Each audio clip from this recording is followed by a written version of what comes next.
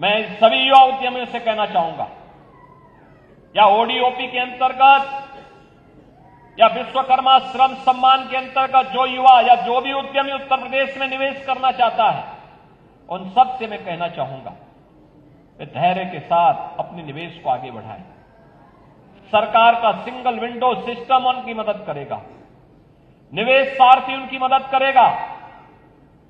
अगर कहीं पर कोई बेईमानी करता है, आप उसकी एक कंप्लेंट केवल मुझे कर दीजिए। भ्रष्टाचार जो घुन की तरह व्यवस्था को खोखला कर रहा है, इस पर बड़े प्रहार की तैयारी के साथ सरकार कार्य करने जा रही है।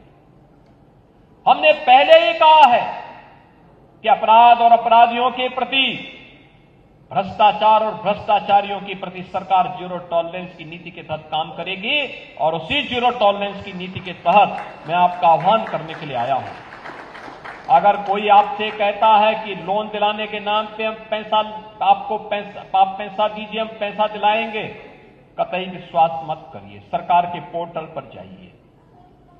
अगर कोई आपसे अनावश्यक रूप से धनराशि की मांग करता है, आप उसकी शिकायत करिए।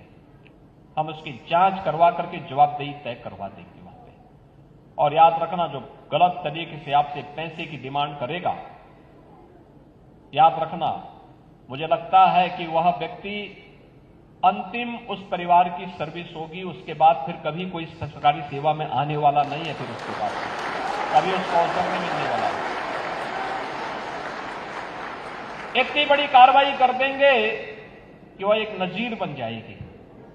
और बहनों और भाइयों, ये घुन को समाप्त करने की आवश्यकता है, सख्ती के साथ इससे लड़ने की आवश्यकता है। और ये तभी हो सकता है जब समाज सरकार के साथ खड़े होकर के इससे लड़ने के जज्बे के साथ तैयार हो सके। आपका विकास आपके लिए है, आने वाली पीढ़ी के लिए है, उसका कोई विकल्प नहीं हो सकता। हमें ऐसा अवसर वहां पे प्रदान करना चाहिए, ऐसे अवसर सृजित करने चाहिए आने वाली पीढ़ी के लिए। आपके द्वारा तैयार किया गया वातावरण एक स्मरणीय बन जाए, आपके प्रति उनके मन में स्वतः श्रद्धा का भाव पैदा हो जाए।